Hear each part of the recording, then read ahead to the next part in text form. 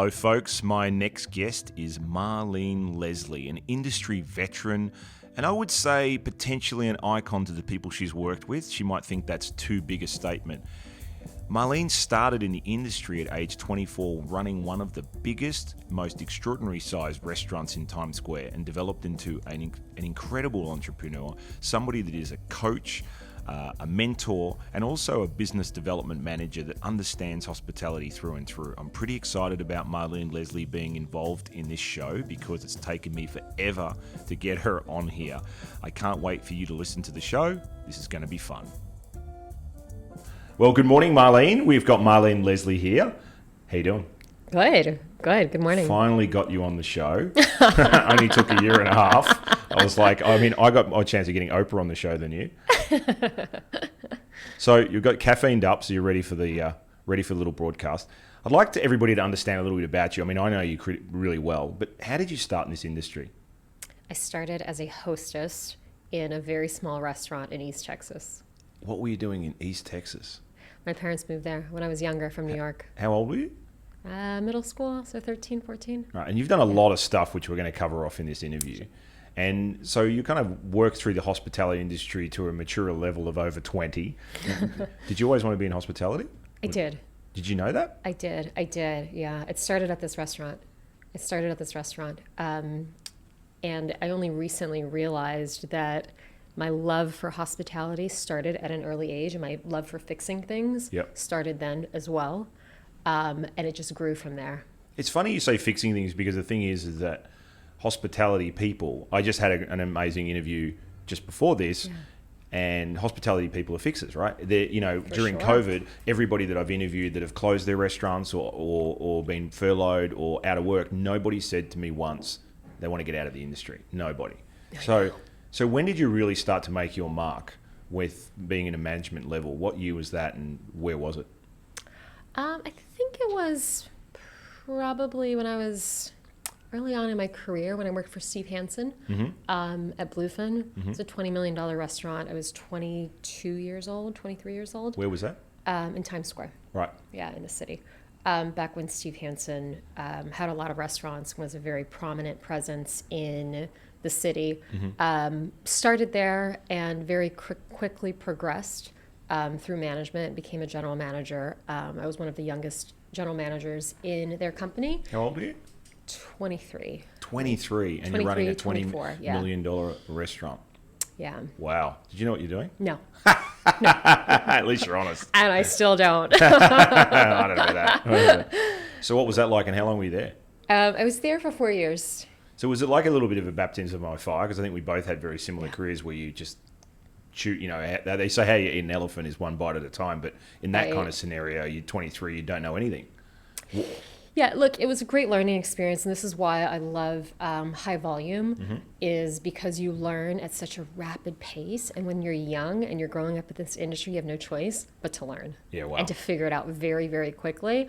Otherwise, the next crisis, you just get eaten up alive, unless you understand how to solve those problems and think on your feet. When you were given that role, obviously you said yes straight away. Yeah. What did you learn in that first year? You're a manager, you're fresh. You went from restaurant manager to... You were restaurant manager the whole time? Yeah. Wow. So straight away at 23, it's your first management position. They obviously had faith in you. What did you learn in that first 12 months? I learned the importance of people and the importance of your team. Yeah. I always come back to that through my career, through consulting, through everything that I've done. It always comes back to the fundamentals, and it always starts with people, and it starts with culture. So this is what year? I'm not trying to get your age out, but... oh my gosh, 2000... Well, I'm 41-ish. Are you? I'm 32, so... I like that, yeah. So what was it? 2002. 2002. Yeah, 2002. What was the industry like 2002 in New York? Oh my gosh. It was so energetic. Yeah. There's just so much energy in New York. And part of that could have been because, obviously I wasn't jaded. I was much younger. Yeah. And everything was just, so amazing, and it still is.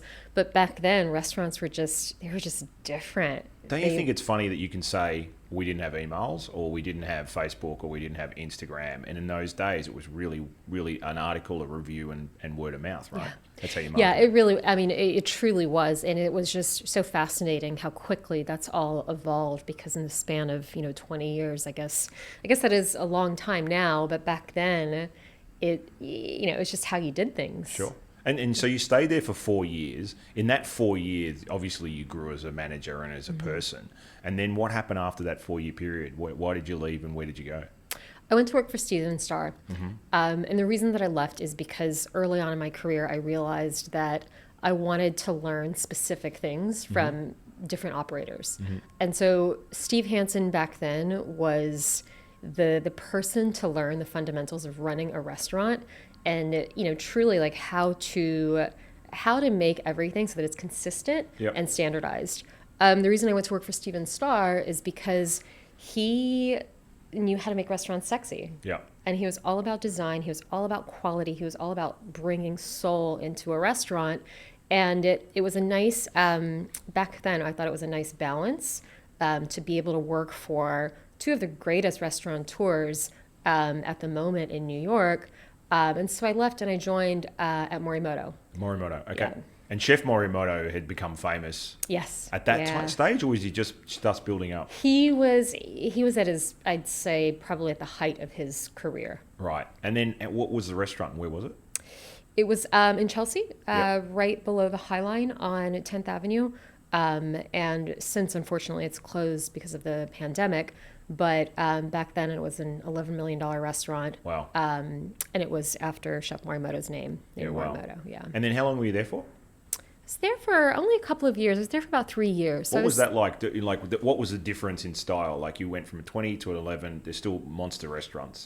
This is probably the point in my career where I realized, again, like the lesson of the people, understanding the power of the people and inspiring a team and leading a team, coupled with fixing things, right? Yeah, sure. I learned how to manage a P&L at Morimoto and through Steven Starr, in addition to the aesthetic component and the importance of some of those finer details that contribute to an ambiance in a restaurant. Sure. And so the difference there was that I joined in 2007. Right. So that was sort of, as far as I can remember, the height of restaurants. And then 2008 came. Yeah. And all hell broke loose. So understanding how to manage through... You're talking about the GFC, of course.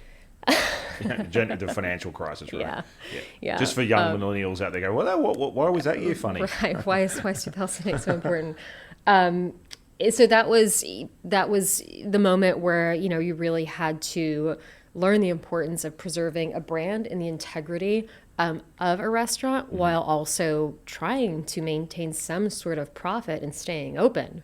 Right. Little did we know this last year would prove to be even more challenging than 2008 was. So you went through 9/11. That would have been challenging. And what was the dip like in that after 9/11? Because, I mean, watching it from afar, I was just talking about this to someone, and I remember it was 11 o'clock at night, and I went up to my Moroccan friend, Chef, who was Arabic and Muslim, and he was shitting himself when he heard what was happening, and I didn't understand it. I was too young, and I was like, not that young, but not enough to understand what was coming. And he actually knew. He was like 40. And what was the city like? What was the experience like? It was dark. It was sad. You felt like you were in mourning. Yeah. And how do you have a business in that moment when restaurants and bars are about essentially celebrating and socializing? What was it like? Did it change the mood in the venues? It did. And, honestly, I had just moved to New York. Right. And so it was the only way that I can describe it as a very dark, and you could sense that you were in it together. Yep. And so when people talk about the resilience of New Yorkers, or you hear people that are maybe a little bit older that really will talk about how, New Yorkers are so resilient, they think back to these moments because you would walk down the street and you would sort of you could feel the empathy. You could feel that everyone was going through this together, the horror of what had happened.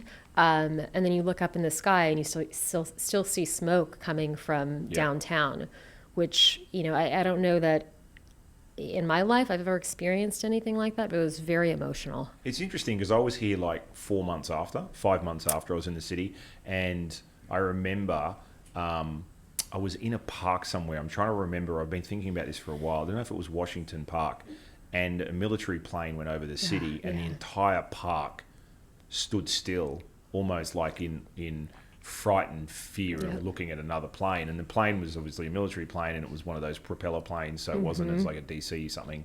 And it flew over, and I remember everybody in the park stopping, like one of those horror movies where everybody turns into something, freezes, zombies, and they all froze. And I just realized, like, and I didn't really get it because clearly at that second, and then within about 2 minutes, I was like, oh shit. So did business drop off after 9/11? Like, it did. Right. And in the corporate world, is mainly, or just generally?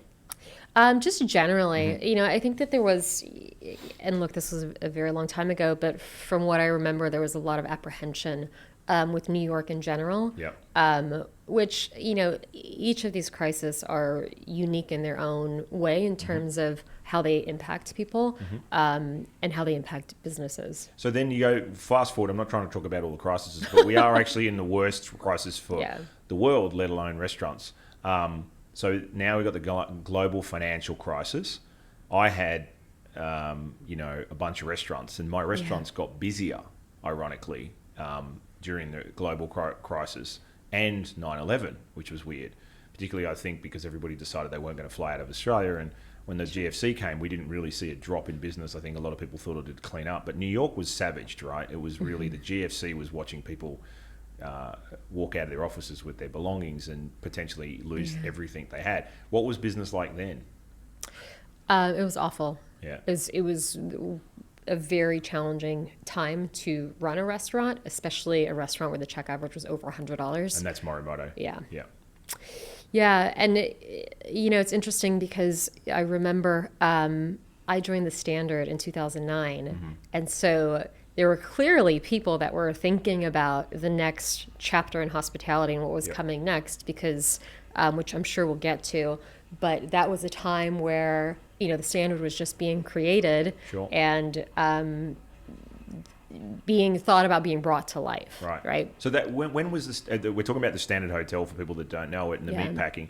Meatpacking, historically was a seedy area, and it was they built the train line on the High Line, as we call it. They built the trains there because in the early century, trains were running down the street, and they were essentially above ground, not below ground, for anybody that wants to look at their history. And they were killing a lot of people because basically kids would be running in front of it. So they went, hey, let's put it up on this higher, and then it got, and then it was closed. They built the underground, and then it sat there. And then if I get this correct, somebody came up with the idea not to knock it down, because I think knocking it down was as expensive as building it. And somebody came up with the idea to populate it with plants and make it a walkway. And ever since, it's been a famous walkway if you haven't been in New York. Yeah. So now the Standard is opening or is open when you go there? I was not part of the opening team. I joined a few months after it opened. So 2009. 2009. Right. Okay, so right after the GFC. How long did that last, the GFC? How long till things felt somewhat normal? It must have been, at least from my recollection and just based on my career, for me, it felt like about a year. Okay. I made a transition right when we were coming out of what we thought was, or maybe we didn't realize it in the moment, but what was a crisis in hospitality. Right. And I left purely for growth opportunities and to be a part of the Standard story. The creator, Andre. Yes. What's his last name for the listeners? Balazs. Andres Balazs, one of the creators. Did he have anything before that? Yeah. What did he have? The Standard Hollywood, Chateau Marmont, the Standard LA, Mercer Hotel, Sunset Beach. And he was like a spearhead of really cool, right? Yeah. Hotels particularly that weren't in those days cool were filled with, Marriott's and Four Seasons and beautiful. Sure, the Four Seasons was great at its level, but as far as a fun hotel that was quirky, interesting, had great design, had great food and beverage, I think it's fair to say they were like the staging ground for a lot of copycats, right? For sure. So you joined the team. You met a lot of your friends there. We just had Adriana, our Chief Development Officer, in Neuhaus in the room that you saw. You guys worked together there as well. So tell me about what it was like to go to the Standard. You've now gone from a corporate kind of $20 million a year, very slick run Times Square You went to Steven Starr's Morimoto, Chef Morimoto's famous on TV. You went through the GFC, global financial crisis, and now you're at the Standard. And what were you doing there? I was a director of operations and then became the food and beverage director. And it was a big business, right? Yeah, it started out as what we all thought was going to be a $20 million business, which was built that way. And very quickly we realized the potential for it. I'd say 18 months or so after I joined, all of the venues were finally opened, and we realized it was on track to be a $50 million business. Wow. So what did you have there? You had how many, I think a couple hundred rooms or?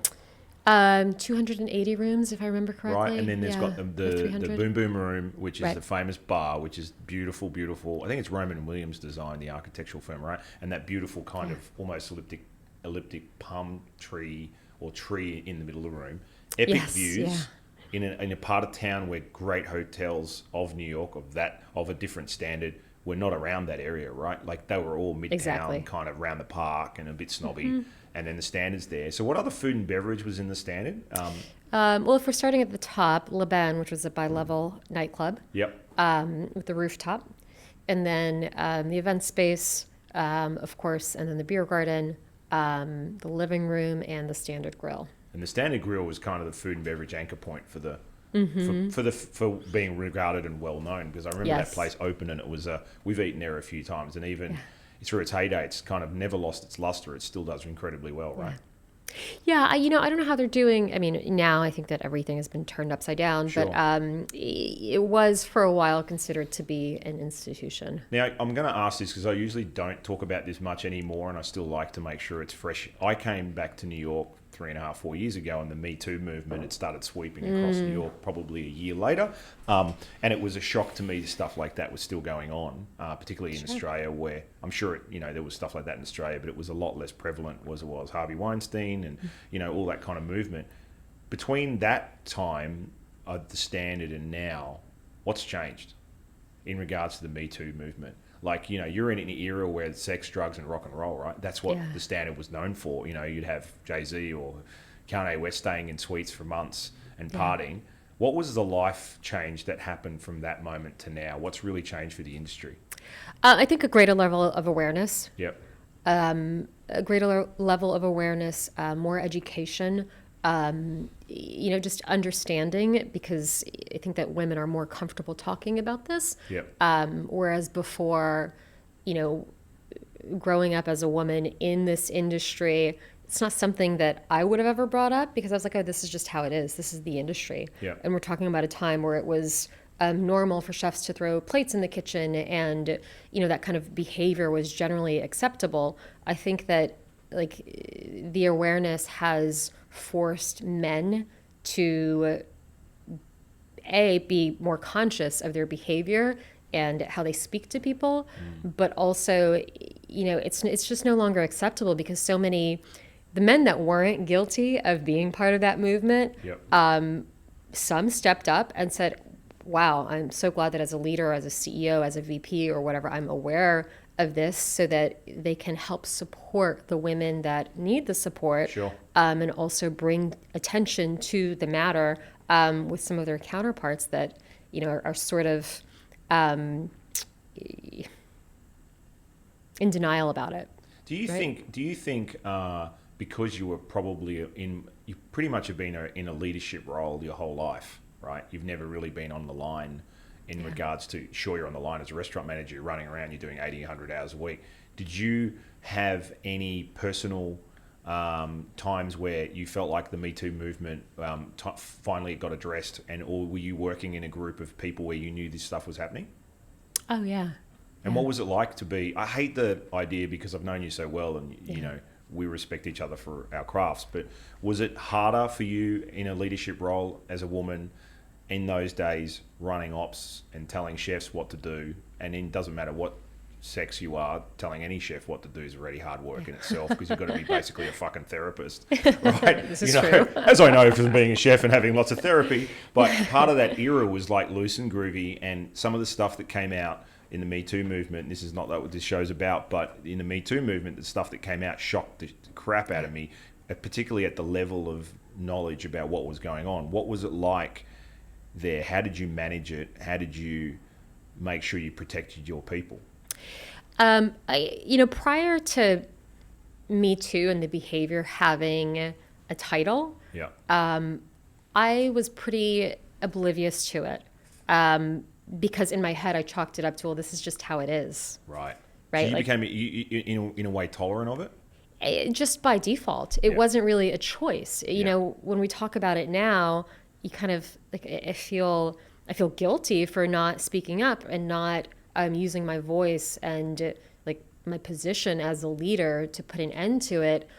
But I'm not the only one who has felt that way. Sure. And when you grow up in an industry, it's just like, well, this is just how you put up with it, and you sort of like match your behavior to match theirs, which then comes with a whole host of other issues where you're, labeled as a bitch, or you're labeled as, being too demanding, or all of those things when Sure. you're just trying to keep up in your own way, whether, it's obviously not through inappropriate behavior. But No. It's really just a weird little for me. harder. Yeah, because I spent a lot of time working in Japan and Asia and Yeah. Australia more, not the US. And when the Me Too movement happened, I absolutely had a reflection moment to go, did I have an organization that oversaw that? Because in my organization, this shit was, not even, we're turning a blind eye. Most of my restaurants were run by women anyway. Not because they were women, just because they were great at their job. So I don't know if that helped. I certainly had a zero tolerance of it. I was, once gaffed for throwing a famous restaurateur out of my restaurant for slapping one of the waitresses on the ass like really hard, and she was incredibly upset, and I fucking threw him out of the restaurant, and my manager wouldn't let me come out of the kitchen to do it. And then one of my clients said I was overreacting, and I was like, what? And then I felt guilty about throwing this guy out and embarrassing him in front of a bunch of people, but I thought he was a dickhead anyway, and he still is.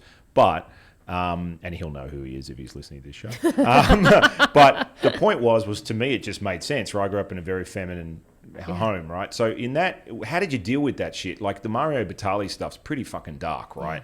And how did you deal with that? Are you at a higher level? Like at a lower level, you're in charge of those people. Did you fire them? Did you counsel them? And then a higher level, when it happens to you, how do you shrug that off and not put yourself in a situation? Well, there's how every woman deals with it is very unique to their position and where they are in their career. For me, for the longest time, I put my head down and I worked, and I didn't realize that I was the anomaly in terms of like being a woman and growing, until people started pointing it out to me. Right. And it came up, very slowly I started to open my eyes to it, because it was one of these moments where it's like, well, how have you grown as a woman? And I just remember being like, I don't understand the question. Yeah. Like, how have you progressed as a woman? That was like a very common question when I was at the Standard, Yep. where, women that I would mentor or managers that were up and coming would ask me these questions. And in terms of counseling people that worked for me, yes, there was a zero tolerance policy for any of that behavior. But I think that when it comes to people that are above line level employees, it becomes a little bit more challenging because of the lack of education. Again, if I grew up thinking that, well, this is just normal, and the people above me, whether they're founders, owners, executives, whoever, whatever the title is, they're the ones who are creating that environment.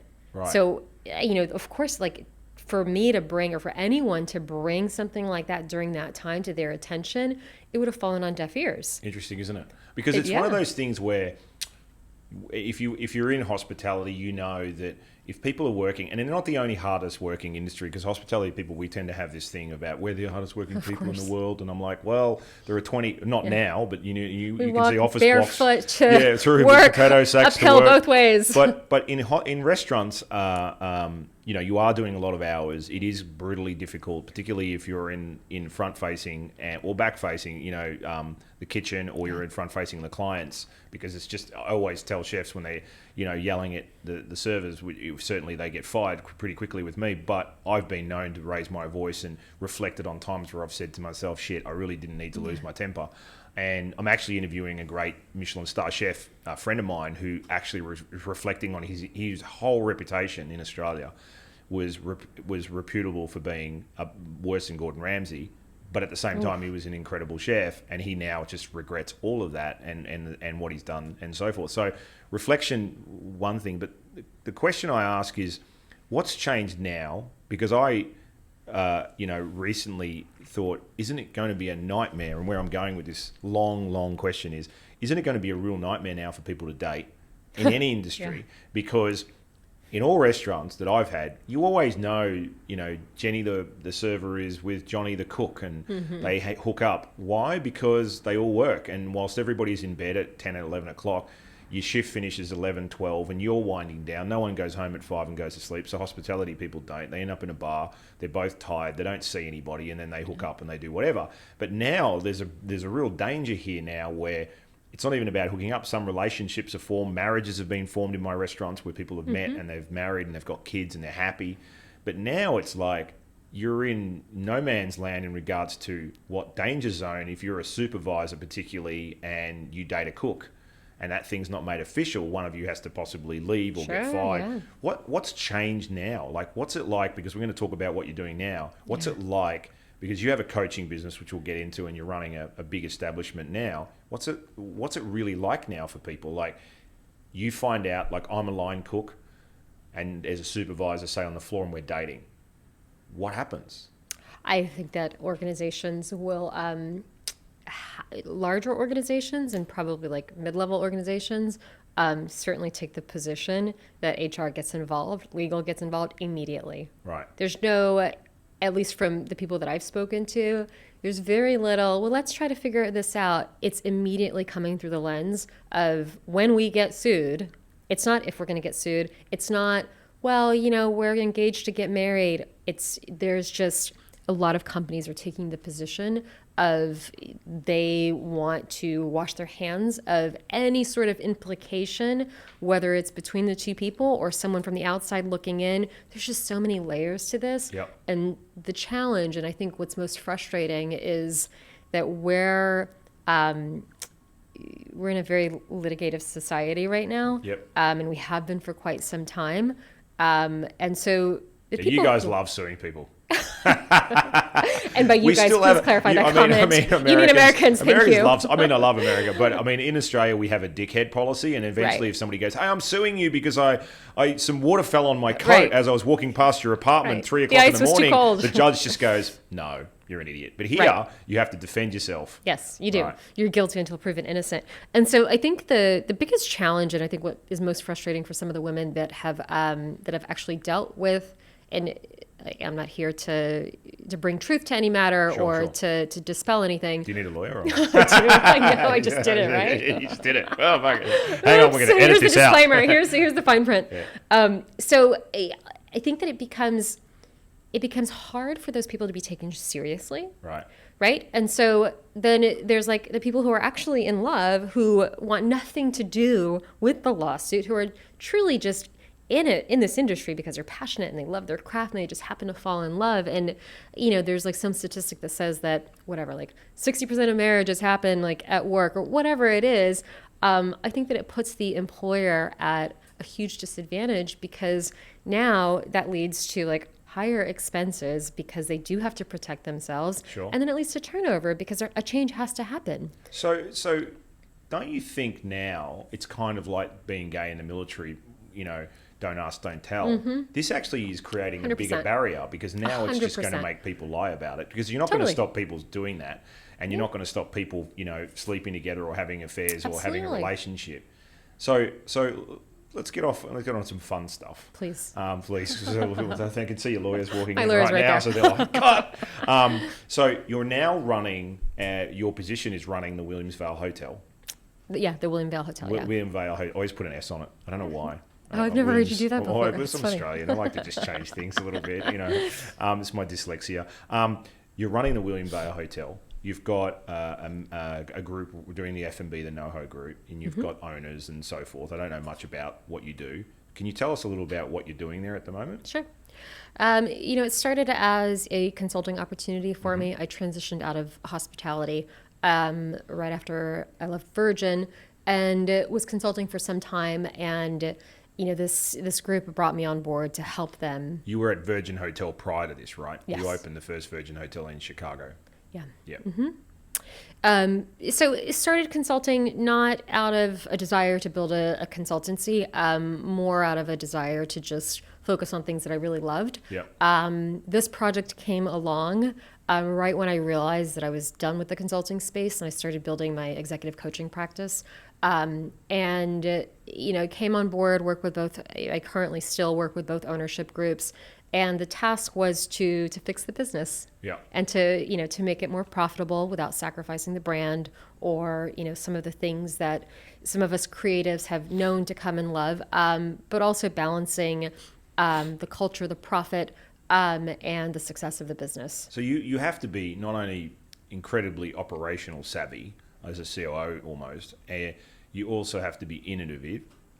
Innovation is a big part of what you do, but the other side of it is that you have to be an incredibly good negotiator, because you've essentially got an owner, you've probably got a hotel management company, I guess, and then you've got an F&B management company. So you've basically got three teams, and they all have to play in unison, and you, in one way, you're almost the conductor, right? Yes, that's actually a very good way of putting it. If you could please negotiate my deals moving forward, that would be great. I don't want any more jobs. Enough work on as it is. Thank you very much. That's exactly right. Lots of negotiating, lots of translating of what the other party means. Typically hotel owners, developers, especially first-time hotel owners, don't understand the hospitality industry and don't understand some of the things that are on the P&L that are absolutely required to move the brand forward. Like wages. What do you mean one person can't clean 70 rooms? That's exactly right. And then, there's obviously the creatives. So the restaurant management company, NoHo, who has put their blood, sweat, and tears into creating a brand and a company that, now they've put their names to, that needs to be protected and looked after. So you did some things over COVID. I'm going to ask you about COVID. We talked a lot. You got COVID, and you did, and you were really bad. And I was really shocked, because you're incredibly healthy. If anybody should have got it, it should have been me at that period. Because maybe the virus came near me, looked at all the empty wine bottles, and just went, "I don't think this is nothing to see here." You won't even notice. But you got really bad, and you were very sick, and I was threatening to take you to the hospital. I kept sending you food and Ubers, which was fun. Which was amazing. Which was fun. I was also you can actually cook. I can't believe it. And also I'm over caterer anyway. So you normally cook 20 gallons of minestrone when I just don't have dinner for one. So I sent you some food, and I sent Jason, my business partner. He was sick, and you finally got better, but it was a long 5-6 weeks, and you had a son. So right now you went from running this enormous business. You have a coaching business we'll talk about in a sec. You had a newborn. Your mother's living with you. You got COVID. The hospitals are saturated with people. People are dying left, right, and centre. It's scary. We're in that middle of March moment where it's just weird. And you're looking, and I think you said you've got like French doors at your place, and you basically had to be a plate glass away from your boy for 6 weeks.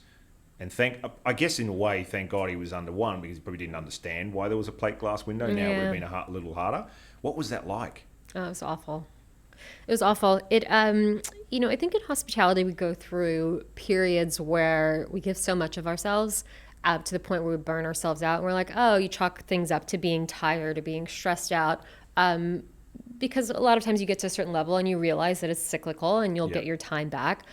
During COVID, it was probably one of the worst times in terms of like managing the business. I laid off over 100 people. It was devastating. It was, it was such an emotional time because no one knew what was happening. And so, when we decided to close the hotel, I got sick that following Monday. The moment we shut the doors down. And I remember you getting sick because you were, like we were furloughing tons of people, and you were running through the hotel, madly trying to save as many lives as you can, right? Essentially trying to keep as many people on the books as you could legally and by the landlords. And then, so I just want to wrap this in a sort of a view for the audience. And so you get COVID, you're shutting down a hotel, you've got a newborn kid, and you just pre that signed a new mortgage on an apartment that you couldn't move into because it had to be renovated, and your timing couldn't have been worse, right? And so as a human that has a coaching business, we're going to talk about that as well. clearly with COVID, nothing was going through your mind other than I just want to get the fuck COVID out of me. But what did you take away from that time? Were you proud of the way you handled yourself? And what did you use to pivot through that in regards to handling people? Because you were basically telling people they're not going to get paid. And at that point, for the listeners in New York, there was no plan to pay anyone. There was no stimulus checks. There was no unemployment plan. Right. No one in hospitality ever goes on unemployment because we're just like, fuck it, we'll get a job. Nothing's open. You're sick. How did you get through that?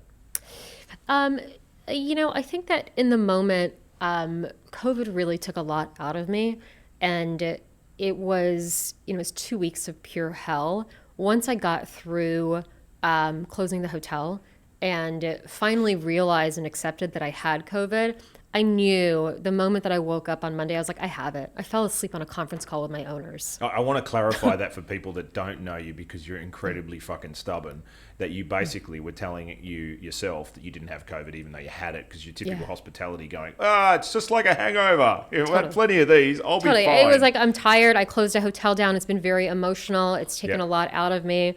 We closed the hotel on a Friday. I went through the weekend. I actually went for a couple of runs outside where I was like, why not? In a pair of leotards out in the freezing cold. Exactly. Anyway. I went for a run Monday. I woke up. I was like, I think I might have it. And I remember I had a conference call with my ownership group, fell asleep on the conference call. And I was like, God, that can't be normal. And, finally the next day I started to distance myself from my son and my mom, which obviously was already too late, knowing what we know now. Sure. Had a conference call with my doctor, a teleconference, whatever it's called. And I shared with him some of my symptoms. And he was like, yeah, you got it. I was like, are you sure? Yeah. And he was like, you have 100, and I think I had 103. Yeah, it was bad. Temperature at that time, and then it just progressively went up. And it became very real. But in the moment, it wasn't that real. I was like, you know what? I think I'll just be sick for 5 or 6 days, and then 6 weeks bounce later. back. Yeah. And it kept getting worse and worse and worse, to the point where one day I slept 20 hours, and I was in and out of consciousness. I think I may have passed out. I don't remember, honestly. But I think what my takeaway from that experience, in all honesty, as anyone would tell you, having gone through something like that, is truly recognizing the importance of being present and not sweating the small stuff. Yeah, right. And for me, the small stuff is really, it has to do with business. It has to do with a lot of the stuff that I do, where now, I've been meditating for a very long time, as you very well know. It's reinforced the concept of what meditation is all about. Right. And not to sound overly dramatic, but at one point I thought I was going to die. Yeah.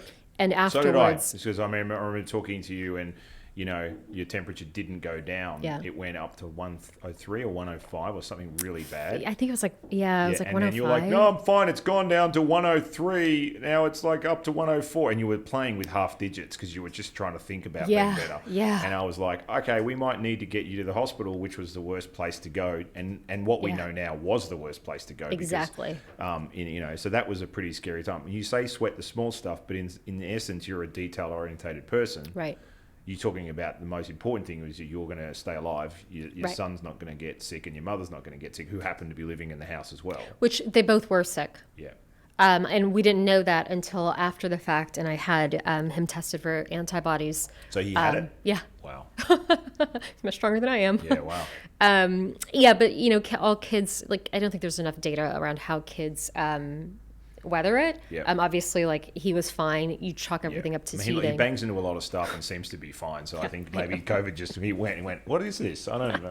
Anyway, what's for breakfast? Exactly. So you have a coaching business. I want to talk about this coaching business because I'd like to get some tools to understand. You coach executive players in the industry, in any industry, or just hospitality?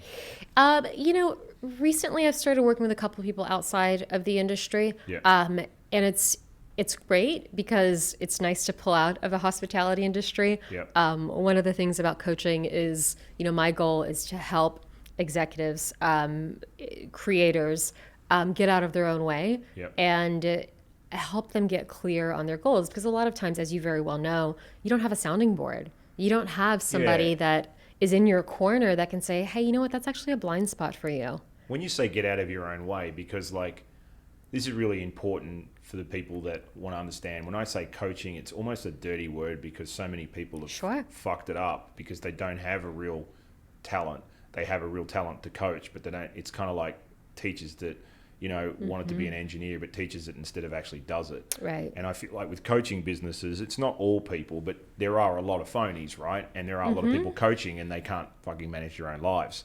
You actually, on the other hand, have done it all. So you're kind of a young veteran in being able to talk with authority, right? So when you say get out of your own way, what do you mean by that? Look, I think there's a difference between making a point to make a point and following through on a true passion that if you don't do that thing, then you won't be you. And sometimes what I find oftentimes is that business owners, particularly CEOs, even vice presidents, will do what they believe is expected of them instead of staying true to their craft and staying true to what they want to do. Sometimes, and here's what it looks like. This is what it looks like to the outside is, you'll have someone who externally looks very successful. They might have a multi-million-dollar business, but internally they haven't seen their family. They're constantly plagued with making the right business decision. They're signing deals that aren't profitable, that take up a lot of their time, but they're making these decisions because they're like, I have to do this because I have X amount of people counting on me. Right. And so finding that balance before it's too late. And I can't tell you the amount of people that, I've worked with that have privately shared with me, nobody knows this, but my company was almost bankrupt. Or here's the underbelly of what I'm dealing with. And you sit there and you're just like, holy shit, you've been dealing with this on your own. And yeah, they have therapists and yeah, they have certain resources. But I'd say the difference between and I don't know if we're going to go there, but the difference between therapy and coaching is that coaching is action oriented. Gotcha. Right? So you actually, yeah, sure, you're going to feel good sometimes. But because I've done a lot of this work and even using the Williamsville as an example, I've rebuilt that business from the ground up. I have a little bit of credibility in terms of being able to say, not more a little bit. Yeah. I've been in your shoes. Sure. I get it. So that's bullshit. Yeah. But let's focus on the real stuff. Yeah. And so just being able to balance calling people on their shit. Yep. In order to get to a place where it's here's what's different since I've worked with you. Right. And that's really the goal. But there's the incredible book Tools of Titans by Tim Ferriss, which I thank God he didn't make me read the 780 fucking pages, but he actually had a ledger that said you go to your whoever you prefer and find out how they do it. And I actually have read half the book, and I think it can be a bit tedious. But what I did like about it is how he found some, but not. Everybody wants to say, what are the similarities between CEOs? Yeah, what's your gift? What's the morning routine? Yeah, I was listening to Mark Cuban the other day, Yeah. right? And he was talking about his morning, and everybody wants to hear he gets up at 4, he trains by 5. It's like Mark Wahlberg. Right. I train and I play 7 rounds of golf and I fucking box and that's just by 5. And I sleep 2 hours a night and I'm great. And I'm sleep 2 hours a night and I'm not depressed and I want to kill myself. But it's. When you see somebody like Mark Cuban, he was talking about, he goes, I get out of bed at 6:37. He goes, I see my kids. He goes, I've got these cookies that are really low calories, so I can eat a lot of them. I just literally said that. He literally said that. I was like, he must own the cookie company. And he's like, I drive my kids to school, I have some coffee. And a lot of them, what's really interesting, some of the, this idea of don't get up and look at your emails. And I'm like, you've worked for Branson. We know the Bransons work well. He sits there and it says he gets up in the morning, grabs his iPad and sits in bed and goes through his emails. Yeah. Mark Cuban does the same thing. And they're not nutty and they're incredibly successful. They seem like they're incredibly successful human beings from what we see. And so have you found any thread that's consistent through the people you coach? Yeah. What is it? Don't force them to do what everybody else does. Right. They have to do their own thing. Yeah. I'm literally doing this right now with a couple of people because I see a lot of themes in coaching. And, I have one entrepreneur who's like, okay, should I meditate, journal, and then do this? I'm like, what do you want to do? Mm-hmm. There is no one size fits all formula for everyone. And so what I've done with myself and what I've done with other people is I've tried experiments. Yeah. And here's the thing, like what works right now might not work 6 months from now. Yep. And what worked, 2 years ago might never work again. Yep. And so there are, like, I also think that, when it comes to meditation, because it's a hot topic right now, Sure. there are different forms of meditation. Yeah, For some people, it's drinking coffee and reading. Agreed. It's a really interesting subject because I graduated with transcendental meditation, and then I did, and from Bali, we do all kinds of. When I was living in Bali, we do all kinds of meditation. But what's funny is, and I realized what doesn't work. Like, don't lie down after you've woken up in the lounge room on the rug and meditate, because you'll find yourself waking up about an hour later. So I'd be like, oh, yeah, I was maybe I didn't need that. Maybe I was just exhausted. But Exactly. but I also realized, by experimenting and finding that formula that slowly, that it never stops changing. That Sure. like a statue, you're always just trying to perfect it. But with even transcendental, I realized that wasn't for me, even though I spent 3 years doing it. And I realized the first 6 months it opens a can of worms up for your dream cycle, which is incredible, which is apparently really normal. And I remember once I was having therapy and I was talking to her about it, and I said, yeah, but I'm doing all these things. And she goes, and I was waiting for her to give me this like really, Harvard educated. And she goes, so you're struggling with transcendental? Yeah. And I go, just don't know what to do. And she goes, why don't you just not do it anymore? And I was like, you're I have a genius. choice? Wait, I have a choice? Right. And she said to me that really interesting in a session that I had, she said to me, you're very normal in all the people I deal with, high functioning people that are ambitious. She called you normal? Well, she said Ish. in the people like you. And she said high functioning individuals, as I think you are, with that sometimes, and I'm putting myself in a different level of my personal life, once your personal life switches on, you get out of work, you are dysfunctional. And she said that a lot about high functioning CEOs, particularly as I'd been one before, and I was traveling the globe in 3 weeks a month in the air and blah, blah, blah.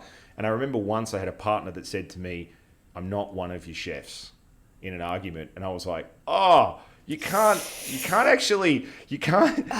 say, hey, like that was pretty unprofessional of what you did last night. You can't counsel your partner like a chef. Right. But you realize that where I'm going with your coaching business, you realize that hospitality is firefighting, and when you're really good at it, it's preventative firefighting, but you're always solving problems. Right. And then you have to pivot your brain to going, how do I prevent this and have solutions and whatever? And hospitality people tend to do that with relationships. It's like military strategists are always terrible in relationships because they're academics when they're doing strategy, and then when they get home, the wife doesn't want you to map out a strategy physically. Is hospitality unique in this, or is it just generally with high functioning people that want to do really well in their career, that becomes their craft and their passion? Their private lives are kind of a little bit in shadows, or not? I think that it's a tough question to answer because everyone is on their own path, right? Which like we've spoken about before, but I think that what I find a lot of times, and in speaking with people, there's a balance to it, right? But they only find the balance until like something has gone terribly wrong. Right. And so, if you're usually like work is the driver. Sure. And so when there's challenges at work, sometimes your personal life suffers. Right. And what is very hard for me to come to terms with is this sort of disbelief, or I should say surprise, when things are in balance and they can't have it all.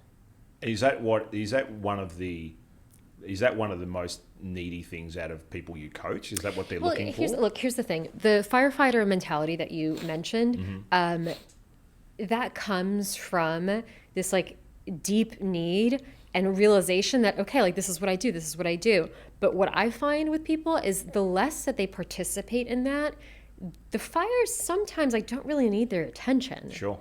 Right? Like there's one CEO that I've worked with in the past that I'm thinking about, where he would insert himself regularly into solving these problems. And I worked with his team as well.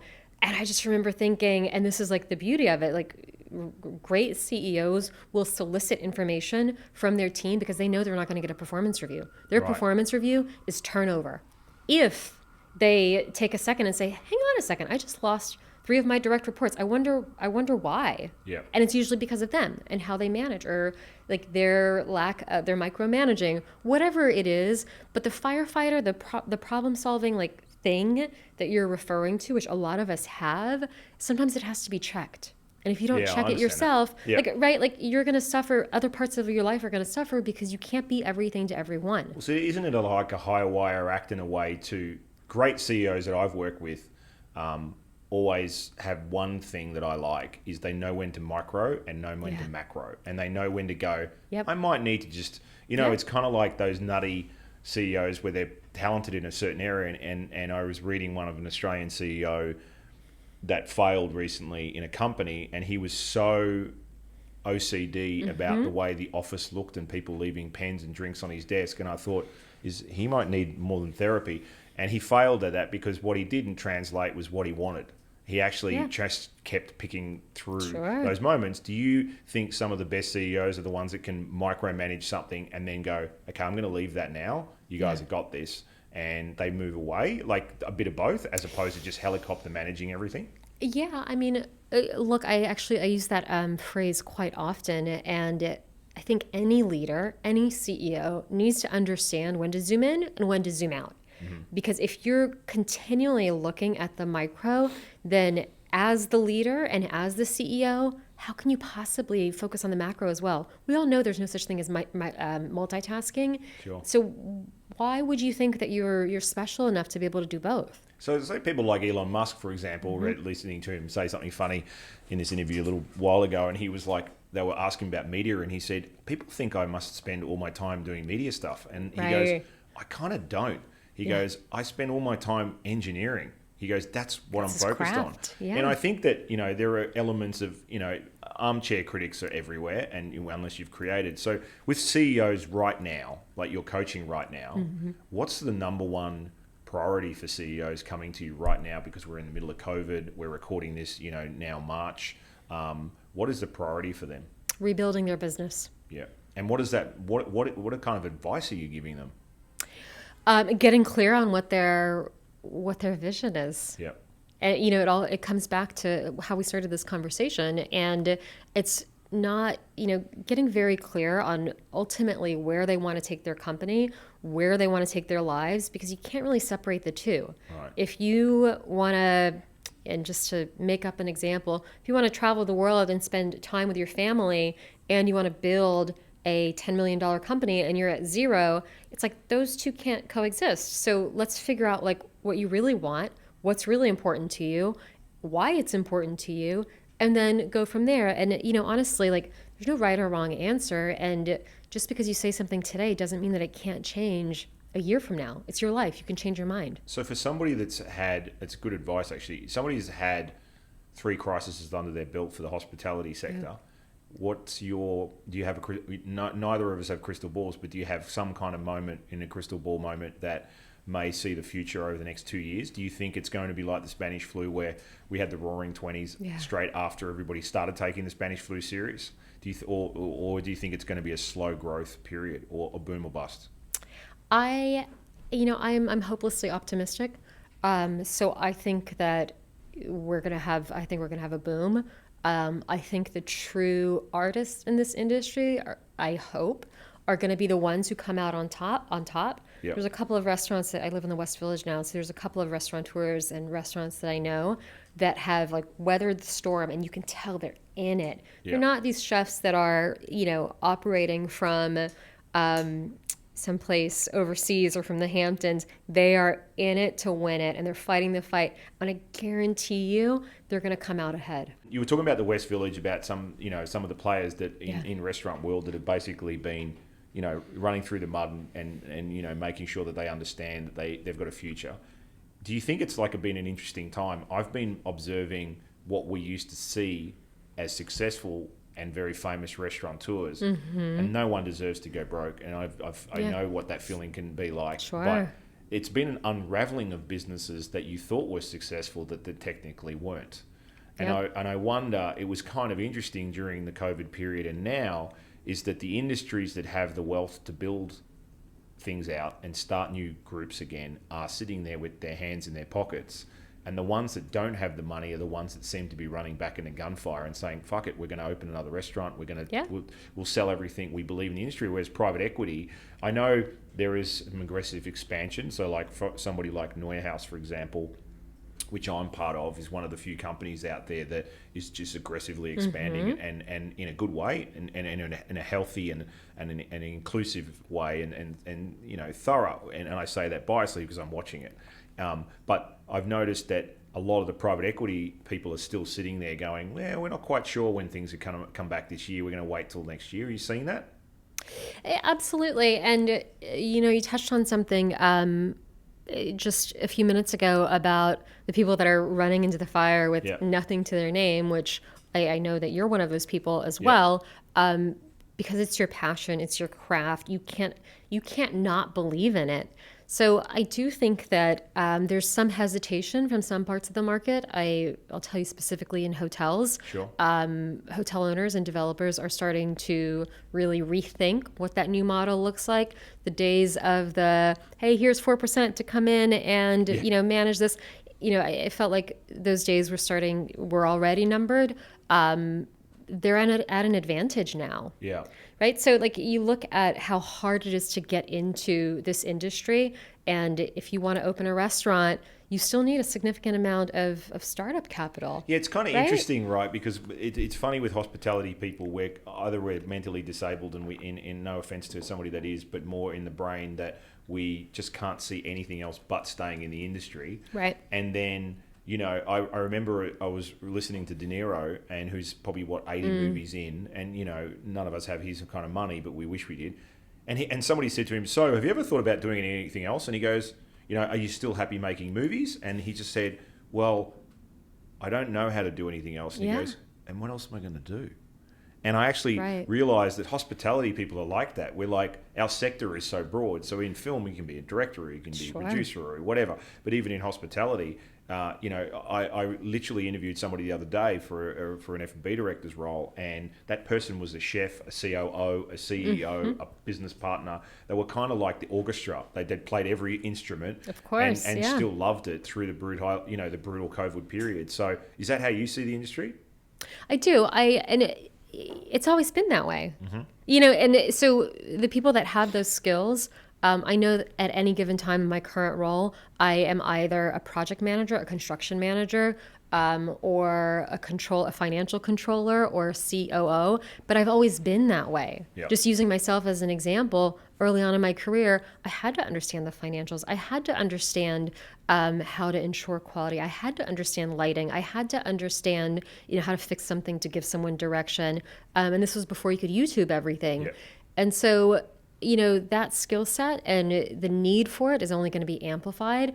But I do think that, you know, one of the things that I'm personally seeing in the industry right now is that it's hard to find talent. It is. I think it's so really hard to find really talent. Interesting. It really is. And I think that's where I think there's going to be a massive boom. Definitely recruiting agencies. Consulting seems to be a big play because a lot of people are laid people off and they're still a little unsure about bringing people aboard. But it's interesting, the modelling that's changed for restaurants, because nobody that I know that has a great restaurant wants anything to do with takeout, and never did, but they did it.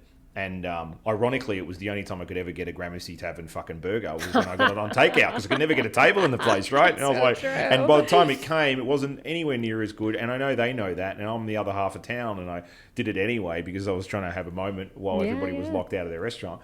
I wonder... You know, Shep Gordon brought this up on the show one day when he talked about, you know, 6 weeks in LA, lockdown, he was having a baby, and there he gets that sad takeaway bag in the same box. It's a great show, by the way. Nothing. Yeah, it is. He's an incredible talent that he saw that. And actually, you know, we're doing that. Like, we've got a place we're going to be launching soon, and the takeout model, there's a date night pack, and it's literally a dinner pack with, you know, a beautiful... Chianti bottle candle, a gingham tablecloth, and a silk rose. I love it. And we're calling it the Date Night 69er only because it's $69. But so get your mind out of the gutter. But we're thinking of new ways. Now, you ask me 3-4 years ago, I opened a restaurant in Australia. We won Best New Restaurant, Best Restaurant. ask me then, would I be even considering putting any kind of food in a bag and sending it 10 miles down the road on a And bike? being proud of it. And on a bike and being proud of it. I'm pretty proud of my Chianti bottle. So, but the point is, even I'm figuring out how to pivot and understand that. And I wonder if when things turn around, sure, we're all tired of eating takeout. Yeah. And some people can't even afford that. I wonder if it's going to change the landscape of how food's delivered. I think it's already happening in the tech world. Yeah. People are using ghost kitchens and creating brands sure. with no street frontage. And basically, I think that's incredibly smart. If you had stock money, I'm going to ask two more questions, but if you had money to put in stock, in hospitality, or some money towards something, what industry part, in the hospitality industry, what sector would you put money on? Hotels. Right. Because of the lack of travel and everybody's going to want to leisure up. Yep. And last question, 20-year-old self, what would you tell yourself right now as advice? Oh man, so much. Just one piece of advice. I would tell myself to be true to myself and to not be unapologetic. Yeah. Not drink too much either, or? Good memories. It's been fantastic having you on the show. Thank you. Amazing. This is great. All right, folks, that's it for today's show. If you love what we do, we'd appreciate if you follow, share, and like us. We love our listeners. We love you. The Raw Hospitality Show, Season 2.